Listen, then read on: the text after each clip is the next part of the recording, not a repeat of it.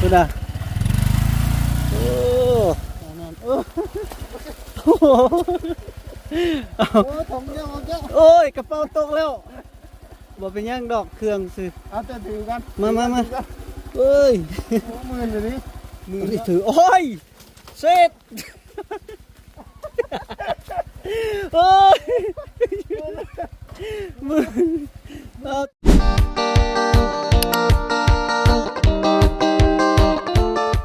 โทษพี่น้องเอ้ยเนาะหลังจากมาแต่เมื่อแต่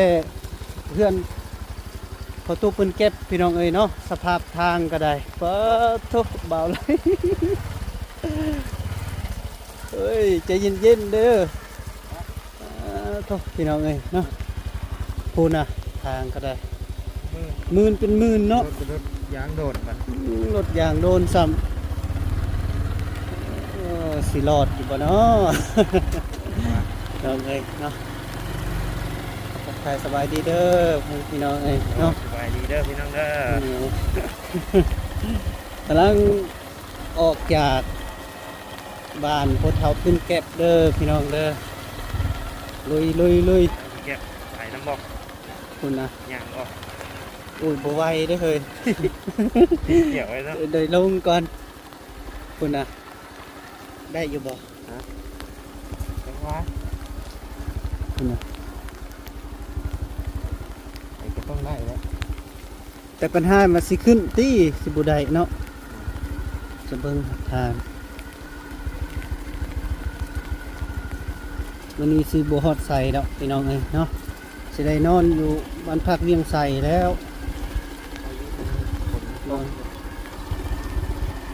ขยักไข่อยู่ในนึงเนาะแต่ว่ามันตกแหงแน่คุณนะถึงคอยแล้วพี่น้องโอ้อุ้ยเอายังหน่อยนึงคนนะ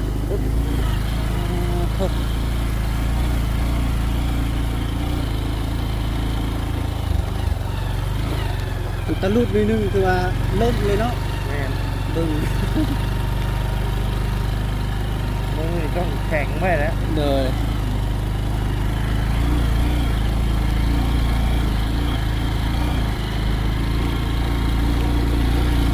ตีนโลนซ้ำ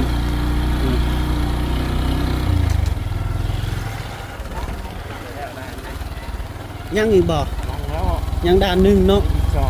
สองบ่ทุกคนกับบุเซาอุ้ย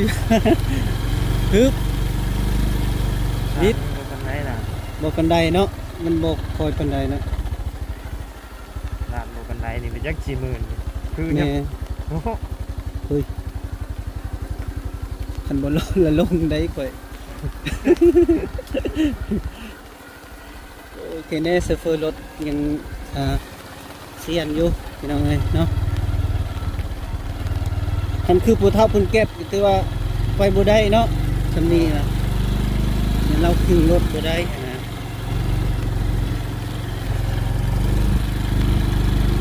เราบอกบ่ย่านได้หรอบ่ย่านบ่เราอ่ะโอ้ทำได้บ่ตุว้ายย่านแล้วขับยุ่นอยู่แล้วก็แสดงว่าแข็งแรงอยู่ได้เนาะแม่นแล้วยุ่นบิดอยู่ตรงผ้าถูกว่าใส่ก็ตกเลยยกล้อมันวิดบ่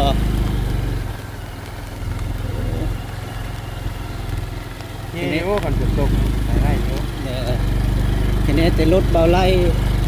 แพงเนาะพี่น้องเนาะ125แม่นบ่110เนาะคักอยู่พี่น้องเอ้ยคักอยู่ตายก่อนดิบ่อนนี้ที่ว่าเด้อหมองเที่ยวเอ้ยเตรียมโตโดดเด้อโตโดดบ่โอ้โดดบ่ทันเนี่ยว้าวฮึบหมื่นในเบรกกระไดลงเลยนี่ลงก่อนได้เฮ้ยลงก่อนเด้อได้อยู่ได้บ่เสื้อสะเพอมัน ก็มีหินแน่นะเนาะ อย่างน้อยก็เจ็บเหมือนกันนี่แหละไป เจ็บนำกันเนาะสู้นำกันบ่ต้องย่าน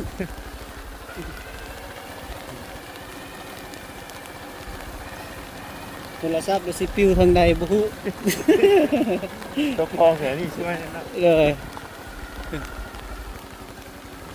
เนี่ยหมองมือหมองแก้วนะ อันนี้บ่ เนี่ยทำงาน โอ้ทำอิดข่อยว่าข่อยบ่อยากว่าข่อยบ่เชื่อว่าเจ้าอันนั้นมันมือเนาะ โอ้ยนี่ยังถือว่าโอเคเลยหมองแก้วเอ้ยนี่มาเข้ามาพร้อมฝนเลย โอ้ แบบว่าฝนเข้าตกแล้วโอ้ย รถใหญ่แล่นก่อนแห่งกระติกเนาะมันมือมันสิตมเด้ด่านนี้แหละด่านที่หนัก ด่านมื่นเลย ด่านมือเนาะฮึบฮึบฮึบฮึบฮึบฮึบโอ้ย เรียบร้อย เรียบร้อย เฮ้ยเฮ้ยเช็ดบ่าดิ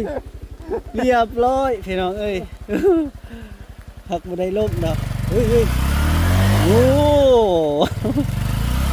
ดูนะโอ้ว้าวโทษพี่น้องเอ้ยอืมเป็นผู้ย่างนี่ก็ยังบ่อยากรอดพี่น้องเอ้ยเนาะปุ่นนะโอ้เบาไรไปปะโอ้ยพี่น้องเอ้ยโคตรดีโอ้ยหมื่นเฮ็ดจะได้ซะตรงนี้บุกผมพี่น้องเอ้ยเนาะผ่านทุกพันอยากกันแล้วสุสนเป็นจะได้รอดอยู่บ่ลงเลยบ่ นี่แหละ ให้คนลงนำบ่ เจ้าย่างบ่ โดย หน้ากันก็ได้ครับ คอยสีย่างคนเด้อผู้ย่างกับสิบุไว้ได้นี่ฮะ มื่นแน่นี่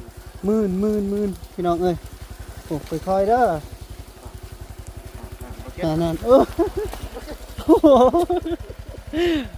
ถงเยอะเยอะ โอ้ยกระเป๋าตกแล้วบ่เป็นย่างดอกเครื่องซื้อ เอาแต่ถือกัน มาเอ้ย โอ้มื่นเลยนี่ มื่นเนาะ มื่นแต่ สิคอยได้เอา ขึ้นไม่ก็ สิไปเฮือนประตูอีกบ่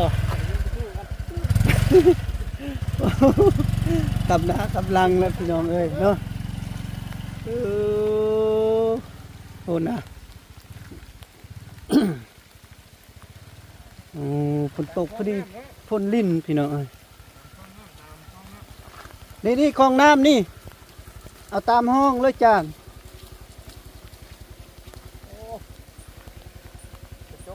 เบี้ยวเลย กระจกเหี่ยวเลยเนาะ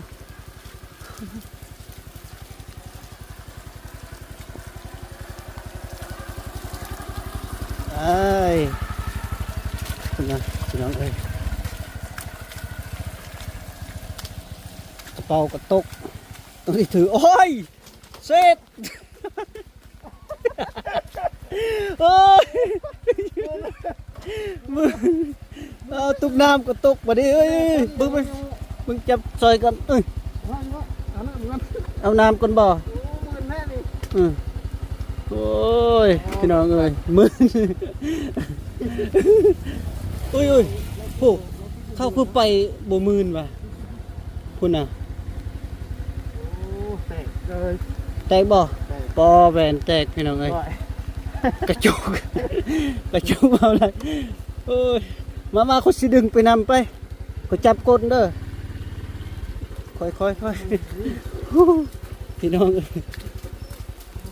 โอ้ผู้ยางนี่ก็บ่ไหวคือกันได้มื่นว้ายทะลุพี่น้องเอ้ยค่อยปะก็เด้อโอ้พี่น้องเอ้ยพุ่นน่ะโพดโพคนอื่นไปบ่เป็นหยังเด้พี่น้องเอ้ยเล็งรถบืดพุ่นน่ะโอ้เก่งแวนรถเบาไล่แตกพี่น้องเอ้ยโพดติลิทางพุ่นน่ะพี่น้อง ผู้จับก้นรถกันจนเมื่อยพอแหงแล้วพุ่นน่ะ เปื้อนเบิดเลย น้ำไปบุล้าง ล้างแล้วนะล้างรถ แตกเลยแก โอ้ยแตกเนาะอุ๊ยระวังได้ไปรูปอะนะ ได้เอาออกได้ เอาออกเลยก็ได้ มือใส่ไม้ มาตัวมากับมันทำเลย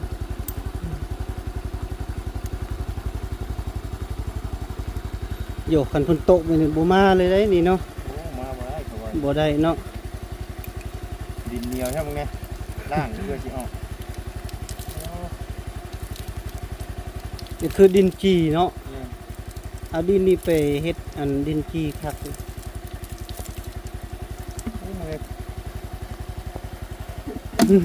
ทำได้นะ ล้างแล้วแหละล้างแล้วล้างทรงจะนำโอเคตกตะลูด3เทื่อ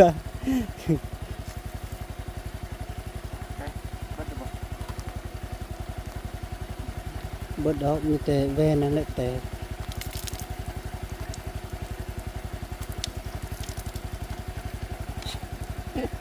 โอ้บริเวณคอนเทนต์ได้พี่น้องเลย บ่แม่นคอนเทนต์นี่ลีแหละพี่น้องเอ้ยคอนเทนต์นี่ได้อันนี้เบิ่งทางมาดู เพิ่นผู้เพิ่นสิ้นทางกะโอเคแน่ โดยเพิ่นสิ้นทางเพิ่นเร่งเลยได้ แม่น บูด เพิ่นเด้งให้เป็นฟ้า โอ้พี่น้องเอ้ยไป โอ้ ไป ป้า ต่อ บันนี้ได้เลยนะ ได้ระบบไปนี่ ถุงเยอะอย่างนี้เปียกไปเลย เครื่องกระเปียก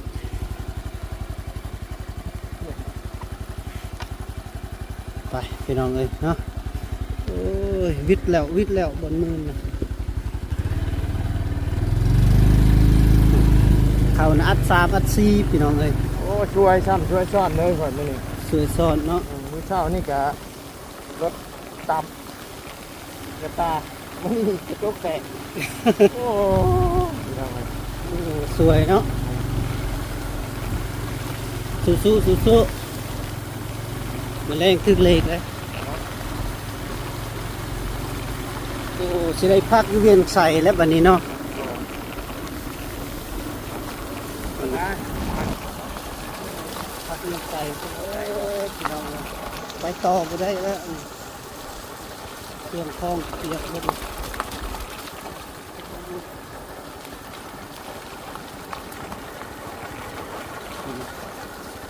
เล่นคอยดูสะเพาะเลย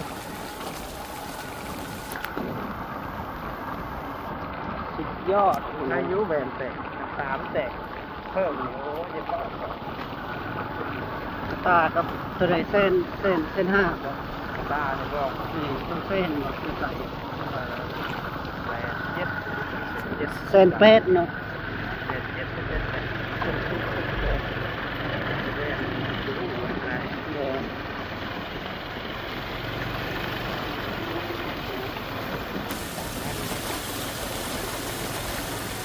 นี่ก็บ่มีแล้ว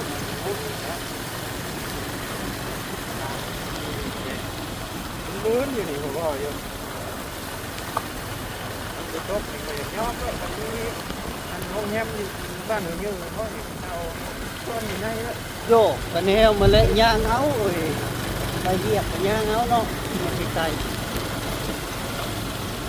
นี่บ่ได้ดอกย่างครับ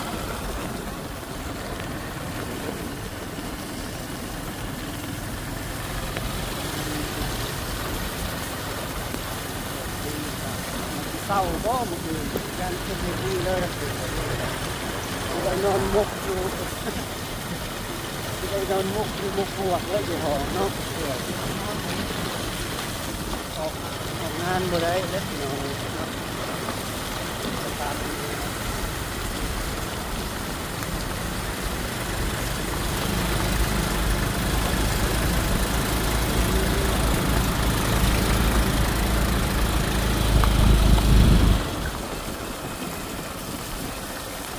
ลงทิศทางอยู่นี่เนาะ โอ้ย ไปทางทางคนเดียวกลับมาน่ะอาจจะโอเค โดย เที่ยวกลับมามองไว้เพราะว่ามือดึงลงไปเลย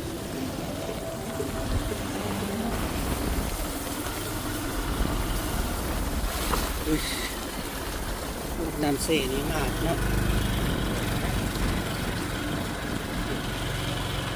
หอดครัวแล้วพี่น้องเอ้ยเซ่ยังอันนี้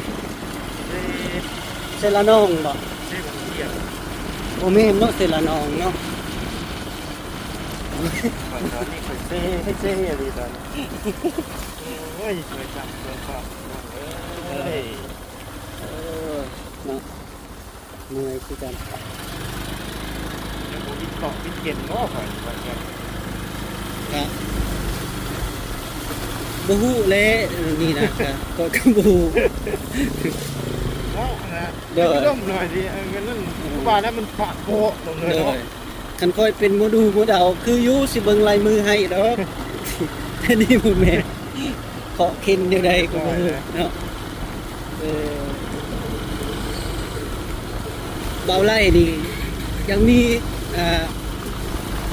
ว่าง่ายๆก็ยักนักมันแต่อยู่โรงเรียนนี่แหละพี่น้องเอ้ยเนาะเบาไล่เพราะว่ารถซุยน้อยหนึงไปใส่ยานนี่ทำมาพี่ ทอดทอดนะ โดยซ่องรถซ่อนแล้วแล่นรถอันนี้ยังว่ามันเป็นดินมืนเนาะทางมืนแน่ขนาดนะฮู้แล้วตัวนี้ แต่ว่ากับชุดมันแต่ง แต่ตัวนั้นเนี่ยเฮาบ่ฮู้มันอยากเป็นนะ นี่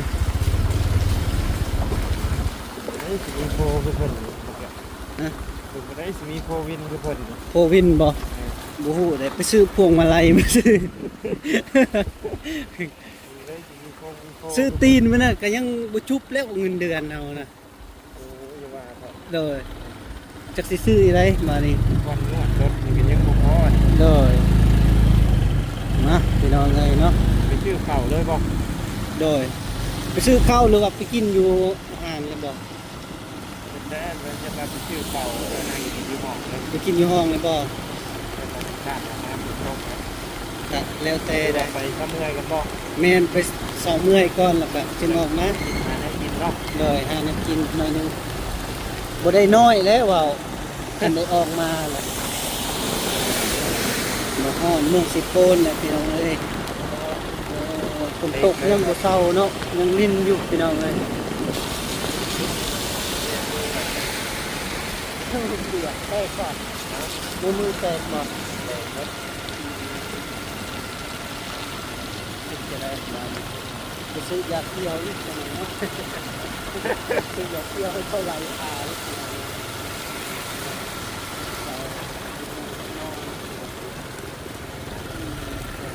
ช่วยเหลือผมเดี๋ยวผมเห็นรถไป เน่น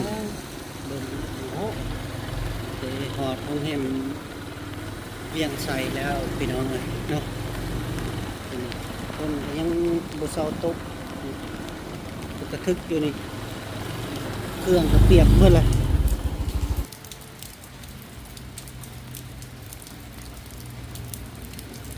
จะดึงคึกทึงละพี่น้องเลยเนาะ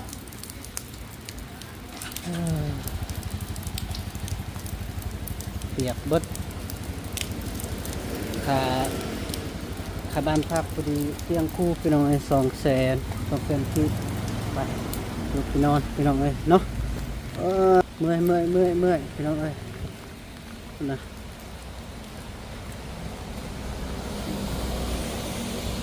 นอนเตียงคู่มานำกันพี่น้องเอ้ยนอนพักห้องโพงเห็มเรียงใส่พี่น้องเอ้ยเนาะอยู่ที่เมืองไซโปน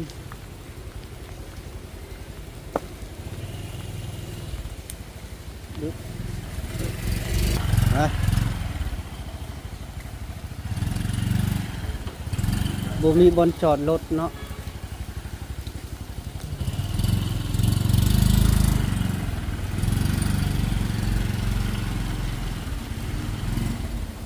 เอาพี่น้องเอ้ยเนาะสำหรับคลิปนี้ก็บอกแก้วสิได้ปิดคลิปจบคลิปสะก่อนของพี่น้องเลยเนาะสิไปขึ้นไปเบิ่งห้องก่อน ขึ้นเบิ่งห้องก่อนพี่น้องเลยเนาะเลยระบบอันกดเลยได้ลดเพิ่นก็ได้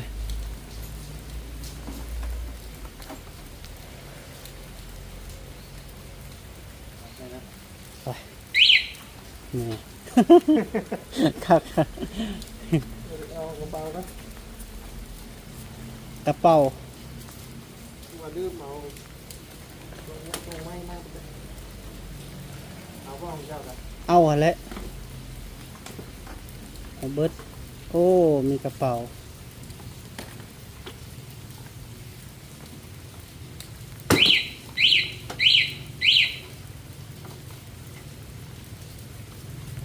ไปพี่น้อง ทาสีป่ะ ทาสีใหม่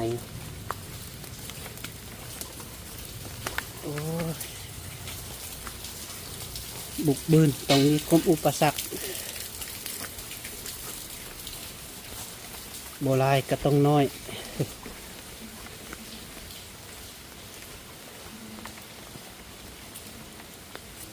บอกว่าห้องเก่าอีก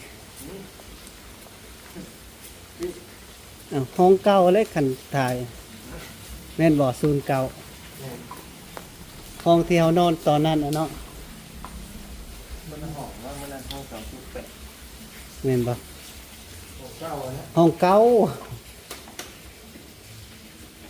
มืด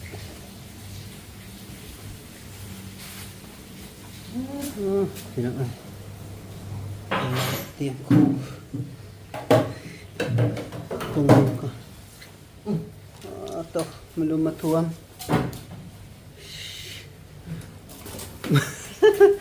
เมื่อยครับไม่ได้มัน โอ้ลงเพลงดีเลยกินนี่บางแก้ว แห้งบ่ ปวดปวดขา อืมนี่แหละห้องก็ได้พี่น้องเอ้ยเนาะเอาสำหรับคลิปนี้ก็อำลาก็เด้อพี่น้องเอ้ยเนาะ สบายดีเด้อพี่น้องเด้อ คลิป เข้าไปนั่งชมกัน เลยกลับไปล้างชมกันดีมีแฮงสุขภาพแข็งเจ็บเอวจนขาดส่วนส่งมานำรวยมาสุขผู้สุขคนโดยบ๊ายบายเด้อ